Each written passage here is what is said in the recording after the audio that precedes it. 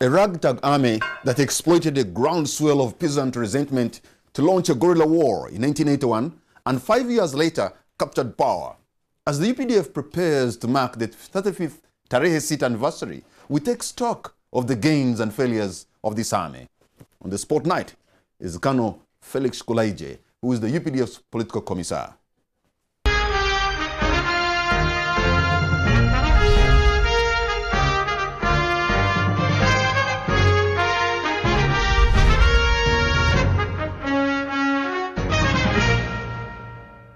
Colonel Felix Kulayigye, welcome to the show. You're on the spotlight. Good evening. Good evening, Mr. Kamara. Long time. How are you today? I'm fine, thank you. 35 years today. What are the major gains of the former LRA? I mean, NRA. Whoa. Just there's only one later that that separates up. You. Okay. That mixes up. Well, there's also IRA. The phonetics sound the same. There's also IRA. IRA, LRA, NRA. Yes. Former NRA, yeah. that was a slip of the tongue, and UPDF. At one time, a ragtag army.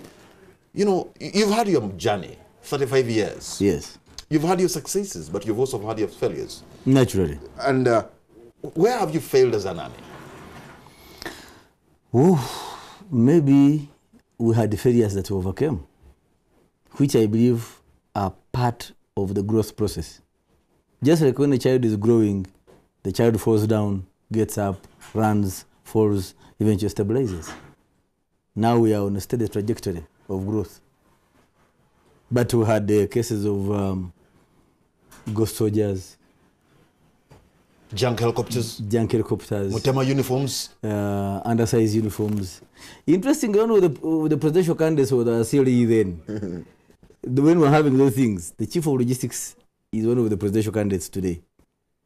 At that time, so when we have grown. So a man who was CLE then now is a presidential candidate. That's also part of growth. But those were the challenges. Then we had, of course, insurgencies. When I did the counting, about 26 insurgent groups in 20 years, all put down by what you call the ragtag army. I'm told during the guerrilla war, your commander-in-chief at one point had even to come in and sort very trivial things like some army officers or juniors complaining that, look, sir, a certain tribe in the army is eating raw cassava, and another one will say another tribe is drinking milk that is not boiled, and things are so trivial like that. But you have transcended all those, haven't you? Absolutely. You see, again, that has a lot to tell about the leadership style of General Museveni. That he has space for a trivial matter like that one, and yet he has space to think of strategic issues over the bigger picture. And then in the middle, you also have a peasant who says, my husband is about to sell our land. My husband beat me last night. He can have space to listen to that. That's not common. But you're likely to have things that will come back to haunt you, don't you? For example, one of the generals who is retired and now running for presidency said that he cannot apologize for some things, but for some he could. He brings out the issue of the Mukura massacre. Yeah. That remains like a very dark episode in the history of the UPDF, doesn't it?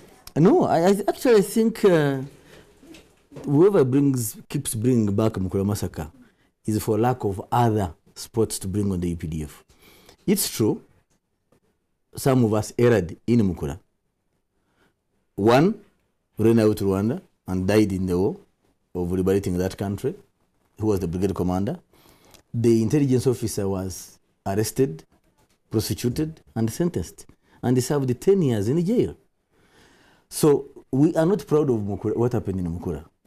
But anybody who never forgives history will be stuck in negativity. I believe we have outgrown Mukura. Why?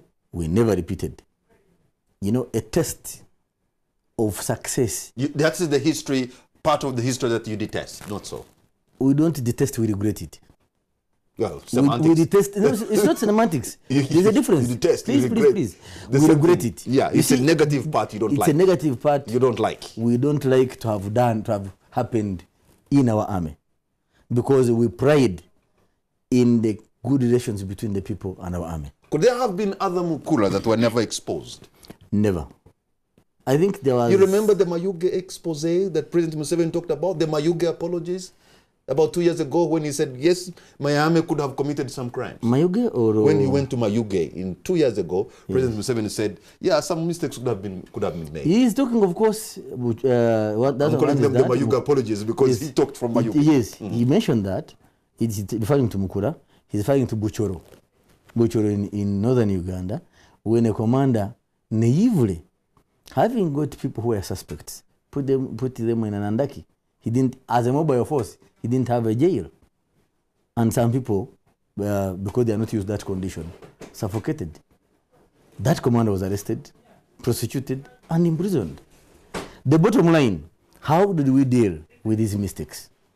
Because we also know that this country has a history of soldiers committing crimes with impunity. It's that impunity that we dealt with decisively. That you can never commit a crime against a citizen of this country and you go home. Never. We have defined ourselves. You as the army, you have defined yourselves as a fighting unit in this country and in the region, that is known. But also, some in the region could see you as people who can happily easily jump in when war breaks. The Congo sued us. And we are, and there's a bill of $10 billion to pay in reparation to the Congo government. Well, and that's a lot of money. Mr. Kamara, I'm glad you're bringing the Congo issue because it has been misrepresented deliberately to put a wrong picture on the UPDF. First of all, let me start with the beginning. We don't jump into a war. Never. We never fight unjust causes. And that's why we succeed. One of the reasons that we succeed wherever we go, we fight just wars. Congo were first attacked in 1996, you remember? By the ADF from Congo. Your people in Kabarole paid the price. Bundibujo, Kasese. We pursued ADF into Congo and made sure we dealt with the source of the problem, Mobutu. After that, we came out. 2,000 kilometers away. Yes. Into Kinshasa. Yes. After that, you could have taken over Ituri and then pacified the region and come back. That is postponing the problem, and that's what being strategic. Anybody who thinks along that line, taking down Mobutu never solved the Congo issues, did it? We were to solve the Congo issues if the Congolese themselves solve the issues. No foreigner solves your problem. Ours will support the Congolese, and we started it. And that brings me to the next question. We started political education classes in Congo. The exploiters of Congolese resources since 19th century saw us as the problem. The English have a saying that the antelope does not hate the one who sees it. It hates the one who points where it is hiding. We were pointing where the antelope was. So, what's the best way? You know, I know that I've seen some of these young men in town, when they are robbing you, they shout a thief, so that the attention is elsewhere. So the fellows who are looting Congo accused us who were pointing where the antelope was hiding. Reason, so that we are hounded out. And they succeeded. And until now, Congo is being exploited by the very forces that have exploited the Congo for centuries. And so... And who took us to court? To an international court? International? Who is international? The very looters. Remember, when we entered the Congo, the diamond market was on in Antwerp. Where is Antwerp, sir? Belgium. Who colonized the Congo? Please answer me fast. Let's go systematically. Who colonized the Congo? The truth is, the Congolese state took Uganda to court. It's not the Congolese state. It did. It is not the Congolese state. And there's a 10 billion it's not the Congolese state. Bill for us to settle. My brother, it's not the Congolese state. No. 2. Of all the 6 countries that were in the Congo, the only country I'm confident to tell you financed its operations in Congo until it got out is Uganda. The others, the war financed itself. The records are there to show. So our being accused in the ICJ was actually to send away the one who was showing the Congolese who the thief is. And they succeeded. And unfortunately, the Ugandans who never investigate also believe whatever they hear. How I wish people investigated this matter so that you get the crux of it all. Why Uganda and not the other 5? let me turn this. 35 years ago, President Yoweri Museveni led a guerrilla war to fight to restore democracy and the rule of law in this country. Correct. And 35 years later, the same men he marched with, some of them, think he has derailed from the goals they were fighting for. One of them is a guest of the state. Okay, he's arrested in Luzira, General Sejusa. Yes. Clearly an indication that you have veered off from the original ideals. What are the original ideals? Restore the rule of law. Do we have a rule of law now? Or we don't? According to them, you don't. They have peeps like you. They bled for this country like maybe you didn't. They did. Yes, they bled. What was the motivation? Restore democracy, rule of law. Clearly, they think, in their view, it's non-existent today. Really? But I know that we have a judiciary that is independent. That's rule of law. I know that people have gone to court and been acquitted. I also know others have gone to court and been convicted. I also know that the state has lost cases in court. If that's not rule of law, then I don't know what English means. Now, there is a difference between the objective reality and what is in somebody's head. There's a very big difference. Two, there's a difference between the objective reality and my ambitions, personal ambitions. And how else can I justify my personal ambitions if I don't portray the other one as ugly? You know, when you're a young man and you're competing over one lady, if you have no points to talk about yourself, you begin decampaigning your opponent. Come on, talk about yourself. What do you stand to offer? I don't like your imagery. I'm sorry, sir. I'm sorry if you did come. But the point I'm making, what is rule of law? It's not being defined. It's not. I'm not going to define. But seriously, can I complete this? I don't think Ugandans are going to define the rule of law because of what an individual is saying. It's what is the reality. Do the laws of this country work? Yes. Does the judiciary operate independently? Yes. Does the legislature operate independently? Yes. That's democracy. Do we have regular, free and fair elections? Yes. The first presidential elections in the history of Uganda were under NRA, when President Museveni was elected the first time in 1996. This is the only time that you have an incumbent insulted, abused on air, in public, and the people who do it go home back to the chests of their wives. This is the only country. Has he been criticized or abused? Abused. I know he's been criticized. No, I know he's been challenged. Criticism is noble. Yeah. Criticism is noble. I use the word abuse deliberately. Not on this station. On this station, he has been criticized. He has been challenged. I didn't talk of stations. Yeah, I said in public. You said on air. Media. Yeah, on air. Yes, yes, he's been criticized but not abused. I mean, criticism, I have said, is noble. In fact, I better go on record. A state that wants to be successful needs criticism. It's like a mirror. If you don't have a mirror, you always think you are okay when at times you have things in your eyes. So when there are criticisms, objective criticism, it's welcome. But some of the criticism is not actually objective. It is simple to say, no, your other wife is ugly, I'm one who is better. That's not nationalism. That's not patriotism. You know, critics say that Uganda practices a pseudo-democracy and that the army hold the levers of power. Like Obote once asked Dr. Kawanga Semogerede that where are your generals? The army holds what? You know? Can I remind you? Mm-hmm. Across the road here, Parliament grills generals like they are grilling schoolboys. If we had the power, we would simply say, go to your bed and sleep. But we humbly go. When they are not convinced, they say, go back and... I know of a major general who told a judge, High Court judge, during a trial, during a commission of inquiry, that where were you when we were fighting? I think the High Court judge had the goal. I know. Yeah, I know. That level of intimidation to a level of a judge. It was not intimidation. It was. What else can you say? Can I also ask you, are you also aware that in this country, a judge has gone to prison, met a prisoner, and presided over a case where that prisoner is accused? I mean, the level of, you see, you earn respect, you don't force it. I know of a judge, a senior one at that, for your tongue of High Court judge, senior, gone to prison, met a prisoner. When the prisoner is standing in the dock, the same judge is presiding. It has never happened anywhere in the history of the judiciary. We keep quiet.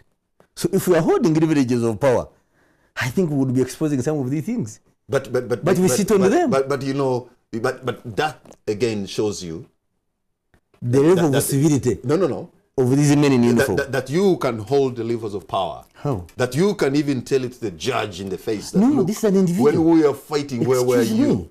Where were you? This is an individual. And this was the level Was of a this- major general, can I a ask you- cabinet minister, a member of parliament. But he was not a serving officer of the UPDF. If it is the CDF who had said it, then you would have reason to say. We know of archbishops, Catholic archbishops who have married. Do we say the Catholic Church has decided to marry priests? In your journey, with your successes and failures, Yes. you really have a lot of dark episodes, including the storming of the High Court by the so-called Black Mambas. I didn't know English has lost meaning. Where a lot means how many? Before I answer that one. Where a lot means how many?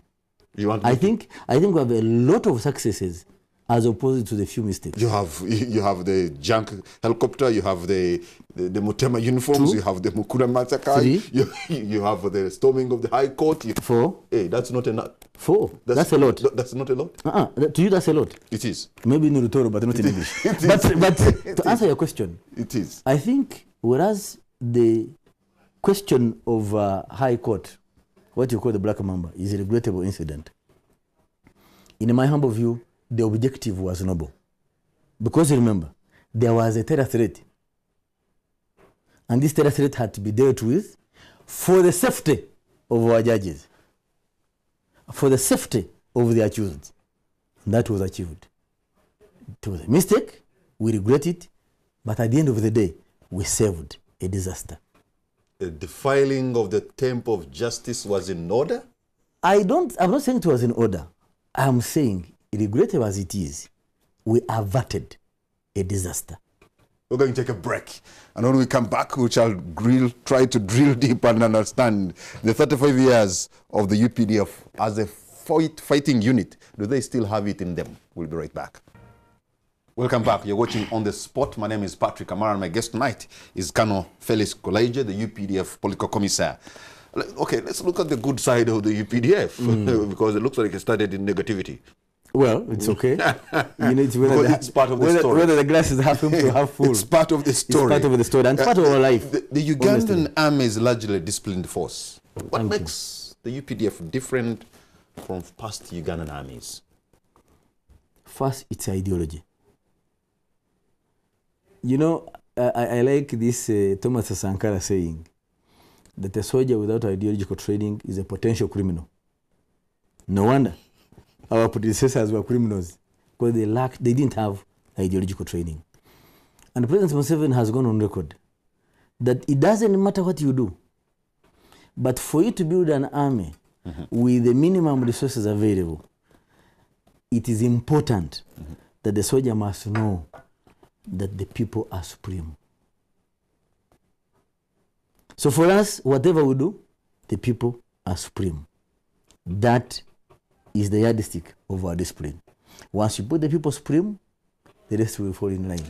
Your institute, the institution of the army, seems to be doing so well, to the extent some people have said the other public institutions have collapsed, that the only thing with a heartbeat is the army. So is that by design? No, it's not by design. I think the history matters. The UPDF was founded on ideological training, ideological conviction. Those who started in 1981 on the 6th were pushed by ideology. I mean, either you must be extremely mad or extremely ideologically convinced for you to attack a military establishment with 27 guns.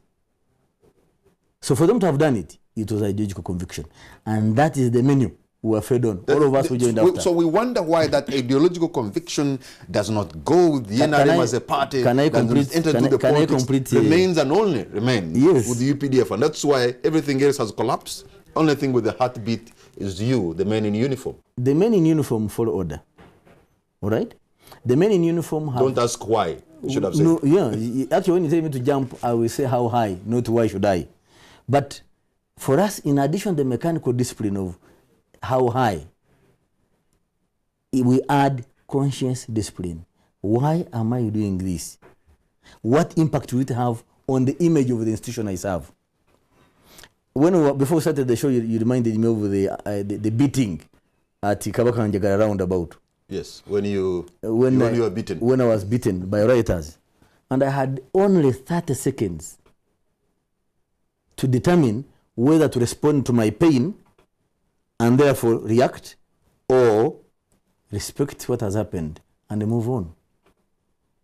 That was not influenced by anything else, by the ideological training I've had. Now, why isn't it in the civil service? I think I give you respect for in that, the party, because thank you. Even a civilian maybe couldn't have done it. You needed some training. Well, thank you. You just go native. But whereas we had this ideological training, we did not disband the public service. We did not disband the judiciary. And the people who have joined the political parties have come with the same understanding of politics. If only we had continued with the muchaka courses of Chankwanzi. You remember those courses? Mm-hmm. I know. Where people would leave high school, university, go to Chankwanzi for 3 months. Short as it is, it would give you a branch. I've attended the muchaka, so I have an idea. Of what we call the rules that govern the management of society. Why does society develop from point A to point B? Now, people who have come into politics don't come because of ideological conviction. Some of them have come to look for jobs. Which makes me think that there's a leadership problem, because the same person leading the army with that ideological conviction is the commander-in-chief and president of this country. Correct. So there is a leadership problem. He is not being able to transfer the same kind of tactics into the rest of Uganda. There are two things which can't go together. The military, like I said, is discipline. All right? You do this or you pay. You either lose appointment, you lose rank, or you're even arrested. In the civil service, can I tell you, the president can't dismiss a civil servant. Did you know that? He cannot. In neighboring Tanzania, Dr. Pombe Magufuli has been dismissing them when they are not Change working. your constitution. It's the constitution. That's why I told you about the rule of law. But this constitution has been changed many times. Only it is only changed to help the incumbent president continue in power. To the contrary. It was. To the contrary. Especially the removal of term limits. To the contrary. The constitution has been amended by parliament. And where some of the issues do not suit the members of parliament, they have blocked them. Can I remind you one? The power of recall. When we came in, we were advocating for giving people power to recall elected leaders back for accountability, and even say, we have lost confidence in you. What do you expect? Why? Why? But you see, that's what I'm saying. Democratization has both what you call the birth pangs of democracy. That yes, even things, however ideal or noble something is, it gets defeated at the table of democracy. You expected members of parliament who invested billions of money into the election to also put a mechanism through which they can be removed and lose their investment. In my humble view, in our country. In my humble view, that would be hoping for too much. No, that would be maturity of democracy.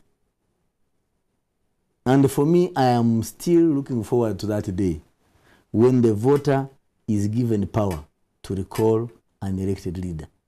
Today, the voter is only free at election. And that's why it is important that when somebody is voting, you cast your vote intelligently. Because after the vote has gone in, you cannot determine what will happen next in terms of the direction your country takes. Let me go back to the issue of the generals who have disagreed with the army, yes, with the commander-in-chief. Are they the first ones in history? No, I'm asking. But in the case of the UPDF, doesn't that, in a way, crack you? No, actually. Don't you have major cracks within your mind? Actually, The fact that a general, four-star general, can disagree, gets arrested, and life continues as normal is a fundamental change. 1980, the month of May, a major general was appointed an ambassador to Algeria. A government collapsed. Actually a brigadier, because he became major general after, as if rewarding him for removing the previous government. He was promoted to major general a few months later by the new regime that took over after December 10th. So what am I saying? That you have generals disagree. We haven't seen yet? Is that what you're saying? No, you won't see it. That a general disagrees with the system or with the commander-in-chief and goes and is not harassed because of disagreeing, in my humble view, is maximum democracy. Is the ultimate of democratization. Here is a man who was more or less a whistleblower. He said, this is what is likely to happen in the army. These are likely to be persecuted. Couldn't it have been better that you investigate what he said, other than just harass, persecute him and things that happen? The UPDF has internal democracy. The UPDF has room to listen to criticism internally. The UPDF actually gives you an opportunity if you have an issue to raise, irrespective of your rank. Now, for a four-star general to throw a rumor to a newspaper and run away was despicable, for this to say. He knew what to do. He chose that path. And by the way, we're not talking about any general. We're talking about a man with a master's in law. So there was no substance in what he talked about? And of course not. Who has been killed? And even then, this is a coordinator of intelligence services. You lament to a junior? I cannot go to my subordinate and lament. I give orders, investigate this matter. And I want a report in such a period. For goodness sake, the Director General of ISO is a brigadier. So a general would have simply summoned the brigade and said, I am picking this information. Investigate it, I want a report. Did he do that? No. He chose to throw it to a newspaper because we have never got that letter anywhere. So have you also swept it under the carpet? What? First of all, what he talked about? What he talked about, in my view, either was a figment of imagination or was intended to cause disharmony and disorder. He knew very well that what he had written could easily break the army. But that he did not break the army, it goes back to our ideological training. In other words, you see, when your body is healthy, whatever they attack, you withstand it. If your immune system is low, even the smallest thing as a flu will put you admitted. Now, here is a man who bled for this country, who almost lost a leg. Apparently, it's Dr. Besigye who put it back, who commanded battles with a bullet in his arm, in his stomach. And he's done all that, well, for the love of his country. Correct. When he stands up to say, look, things are amiss here, he needs to be listened to. But I have simply told you, if this general had said, hey, High Command, I have issues to raise. Do you go back, have you had General Sare's disagreement with Dr. Chiza Besigye? They both sat together, agreed there were issues to be discussed. One wrote his paper, brought it internally. The other put it in the newspaper. You know, it's like one of your children. Instead of bringing to your attention, say, Daddy, ABCD is not okay. Instead, takes it to the neighbors. Daddy has been doing ABCD. Is that child well intentioned or is actually an enemy within? So this is an enemy within. I've told you. An enemy within. The intended objective of that paper was to disintegrate the UPDF. So if he's an enemy within, with an intention of disintegrating the army, a four-star general that has served for 35 years. Kamara, can I remind you? Yes. There are others who paid with the ultimate price. How? They lost their lives. Yes, I know. How can we so be can you be sure that in the rank and file of the army, there are not people who subscribe to his ideas? Even if they were there, we have a mechanism in to thousands? listen to them. No. If they were in thousands, then we wouldn't have an army to talk about now. The fact that he actually left a whole year. By the way, he made history. The first general to desert in the history of mankind is him. No other general, not even in wars, has ever deserted. Field Marshal Romero was abandoned by Hitler in North Africa. He gathered his ragtag force, made sure crossed with it the Mediterranean back to Germany. He did not desert. This man. But this man, in peacetime. This man asked to retire. You're supposed to have replied in 90 days. Can I ask, can I inform, he, can asked, I remind you? He has always wanted to retire since 96. Can I remind you? How comes a person repeats the same mistake, the same issue, 4 times? Something must be amiss either with whatever he's talking about or the individual himself. But the gentleman is quote, I will not go into that. However, in principle, the law on retirement is very clear. You have the freedom to apply. Which he did. The institution reserves the right to say yes or no. And you know the others who have retired. Major General Villar is on the campaign trail. He retired. So there's Lieutenant General Tumukunde is retired.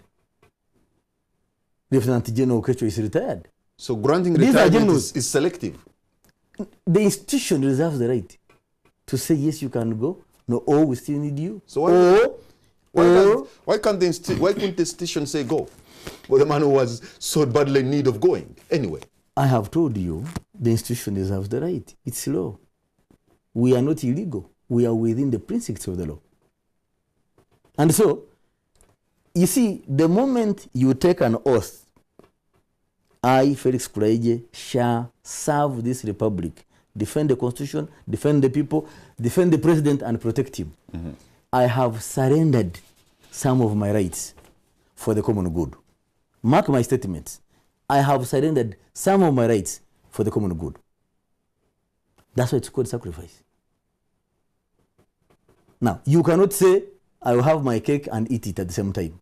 You either have eaten or you have it. So until you subscribe to the laws that govern the institution you serve. I mean, at NTV there are regulations. And if the regulations are to your disinterest and they say, me, I throw in the towel, when, you, for example, you are on air, I don't think that will be accepted. You'll be actually be prosecuted for sabotaging the institution. So what about the military? Field Marshal Montgomery wrote, an army without discipline is dead.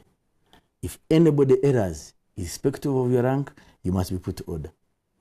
The Cuban hero of the Battle of Quito Cuernavaca, when he returned to Cuba, was found guilty of having been involved in commerce, not even smuggling, in commerce.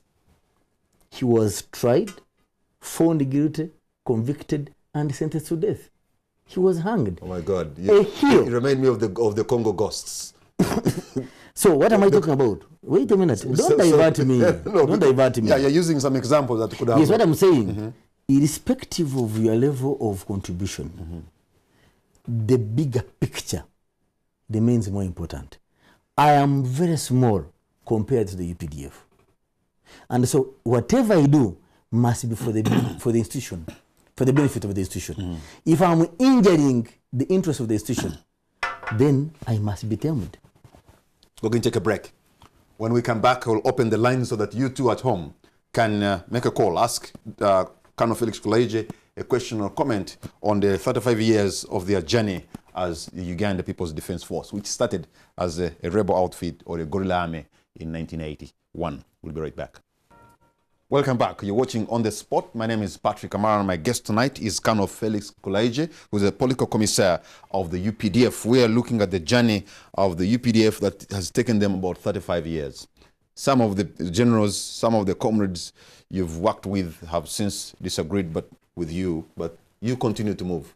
You have Ugandan forces in Somalia, Ugandan forces in Central Africa, you still have? Yes. And you recently withdrew from South Sudan, even though some people claim you have, again, in a way, re-entered. But you're informing me. I'm not aware of that. Well, there was a bit of fighting in South Sudan. Yeah, but are you going to stand by and watch and let it happen? Yeah, I think we have like made the UPDF, we know it always gets in. No, the UPDF, gets in legitimately. We never sneak. You do the you do the legitimacy later. No. You don't That's wait legalization. For the enemy you don't wait for the enemy. There's a difference between legalization and legitimacy. And I use the word legitimately, deliberately. You get the first strategic places in your favor, and then you can work on the papers. But okay. You want to be always be the last person to punch, eh? No, yes. not necessarily. Because for the record, let's put the record straight. I think you know we entered Sudan on invitation of the Sudan government. That's what you said. In 2013. No, we didn't say so. That was the truth. And the Sudan government has the right to ask a neighbor or a friend for support when they need it. And I think we averted the genocide. I am proud of our contribution in that country. And I'm very sure the region should be proud of what we did. Otherwise, we would have had another Rwanda 1994. And I get shocked. Is it true we lost some of our best equipment in terms of aircrafts in the Sudan, South Sudan? No. To who? To who? You went to a war, you need to go for a party. Yeah, you know. We lost an aircraft to who? I mean, all our aircraft are known. You still have the Sukhois? Yes, we have them. They are there. Are you aware that's a supersonic jet? Not subsonic, supersonic. I know. In the words of General Katumba Wamala, those who doubted our capability to defend our country should have known that we have acquired the right capability for the interest of this country, at the expense of our personal welfare as individual soldiers. And that's why the strategic leadership of the UPDF had run the treasury dry. Must be applauded. And by this. Let me ask you a question. If the treasury was run dry, why is this country still surviving? I would invite Ugandans to speak as educated people, as people who have gone to school. Because when you run a treasury dry, the country collapses economically. Has it collapsed? Have we borrowed the money to pay salaries? How much do we have in our reserves? If this country, for example, Felix Kulayigye, had a crisis, how much can we move a week? Which crisis? If for example, fuel didn't come in from Mombasa, how many days can we struggle on? That's a question you ask Mr. Keith Muhakaniz, he can answer. Well, if I was the Minister of Planning or the PS, I'm sure I would have an answer for it. But so we are surviving. But wait a minute. We are surviving. Wait a minute. I think that's not fair. We have overcome, we have sailed through a number of crises. So if we don't have the economic capability, then it means the leadership is superb. Okay, so even now, the financial meltdown of the world did not affect us. Why don't you sit back in Uganda and say, by the way, how has it happened? We get Ebola 5 times. We have not lost beyond even 10 people. Why? Elsewhere, thousands died to Ebola. We had HIV brought down to single digit. We had inflation brought down to single digit. I mean, these are achievements that you can't simply ignore. Each border of this country now is accessible by tarmac road, thanks to the stability the UPDF has put in place. So as we celebrate 35 years, we are not celebrating for the sake of enjoying, which I'm inviting our viewers to come to Kororo on Saturday and join us. Not only to enjoy the parade, but enjoy a lunch with us at the Bureau of General Katumba Wamala. In Kororo? The CDF, yes. Lunch will be served there for free, not at a pay. That's not a bill of General Katumba Wamala. That's a bill of the government of Uganda. Of course it is. But who has sanctioned I understand there are people who want to commend you or maybe ask you questions. Or skin me alive. No, not really. We don't do that here. And so I'm going to open the lines right now so that Ugandans who have their questions can ask them. So let me take the very first caller online. Hello. Hello. I have a call online. Hello. Yes, good evening, Brother Kamara. Good evening, sir. Let me ask my producer to turn up the volume a little bit. Yes, okay. yes. My greetings to Colonel Felix Kulayigye. Thank you, sir. Yeah. First of all, I'm called Nyombi Richard DMRO. as usual from the ends of Chibuli.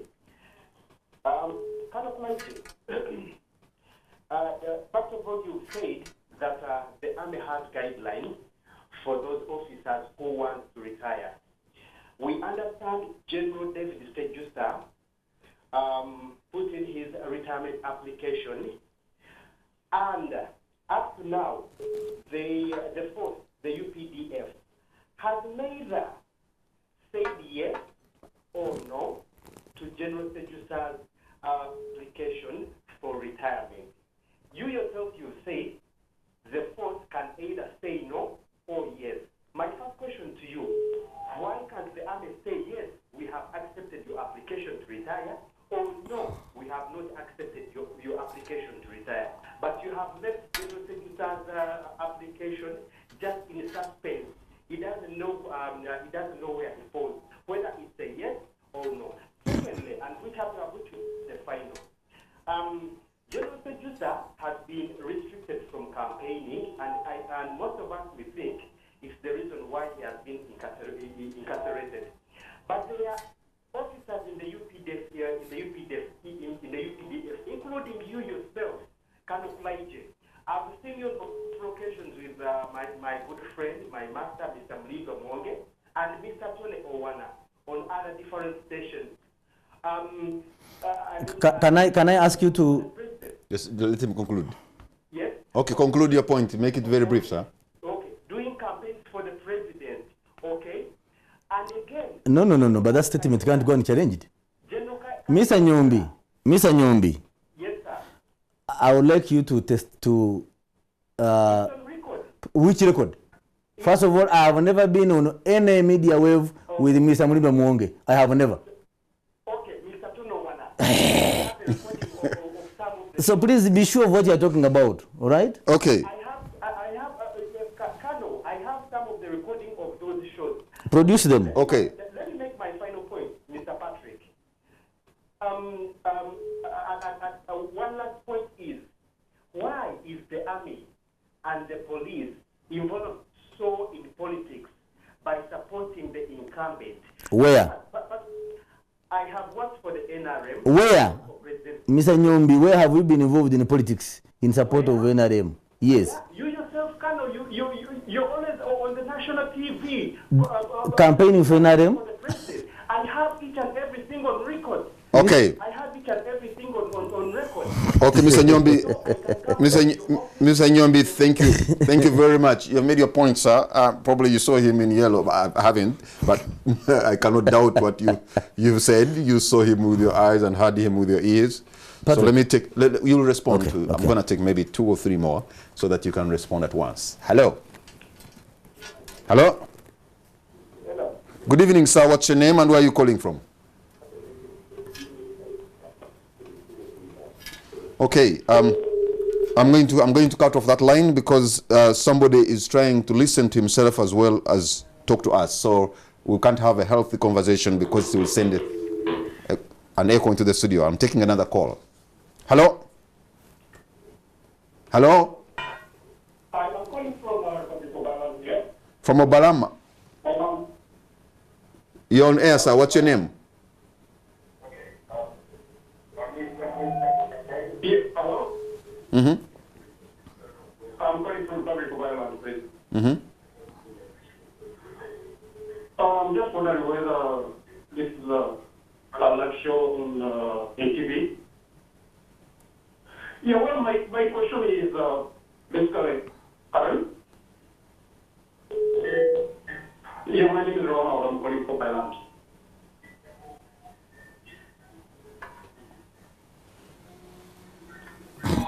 Unfortunately, you are listening to yourself. Just continue talking. Okay. Unfortunately, he was listening to himself. Let me take another caller. Hello. Yes, hello. Good evening, sir. What's your name and where are you calling from? I'm calling from mine is about select application of Unfortunately, we can't hear you. The phone line is not clear. So I have to... Let me hear me. Okay. Yes, mine is about select application. Yes. It's trying to upload what general can be for who is applied to the Ningoma power, to the opposition. Okay, my point is, he is so partisan. My question is, to those that applied you.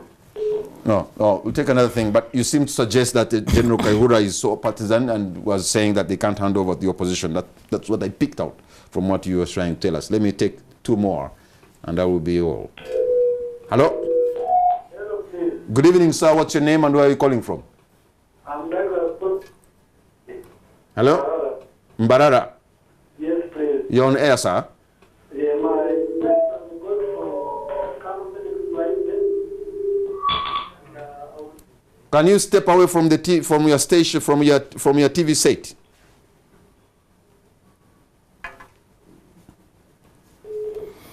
Well, probably using a landline and can't step away.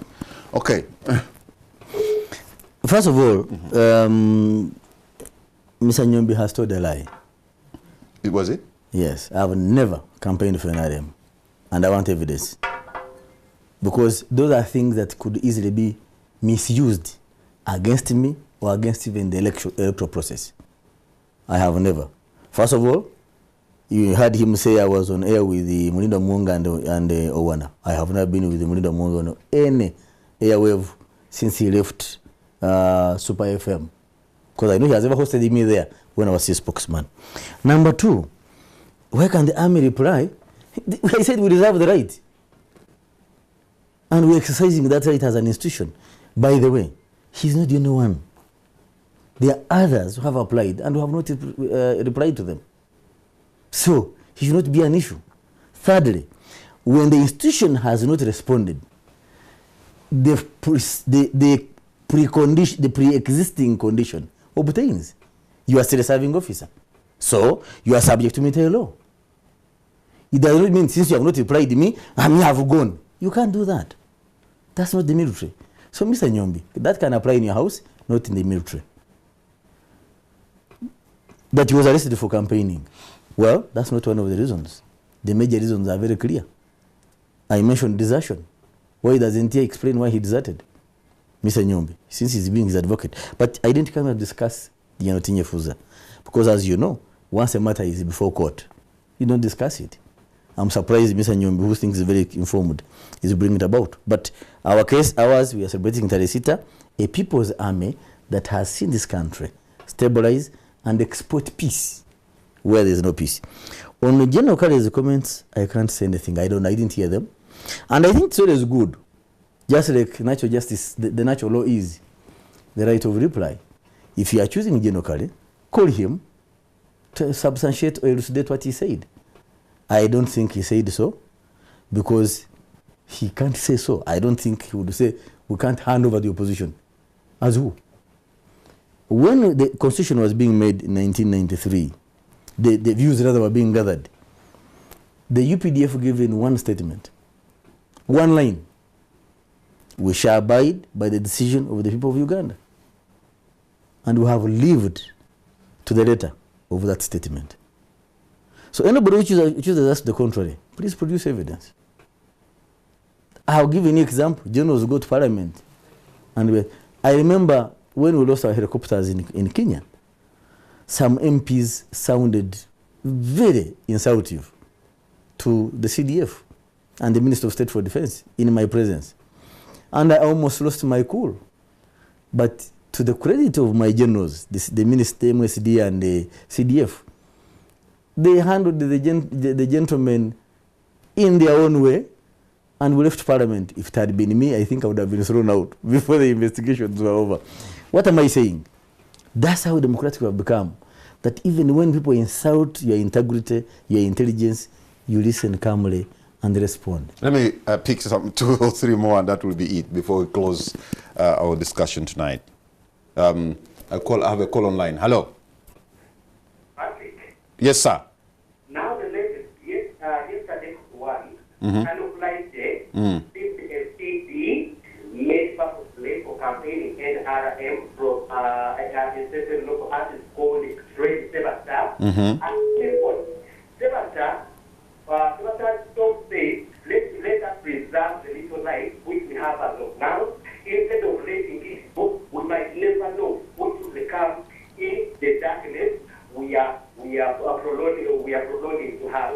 It was kind of Felix Kulayigye who received this, and he respected the works of this artist.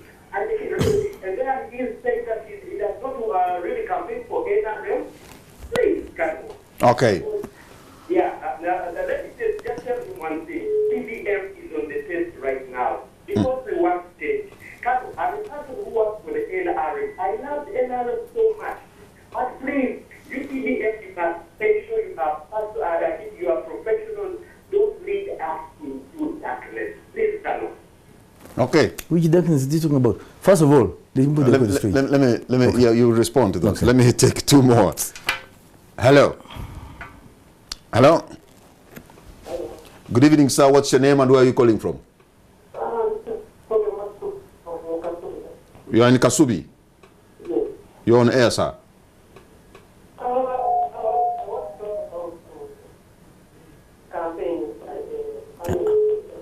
No,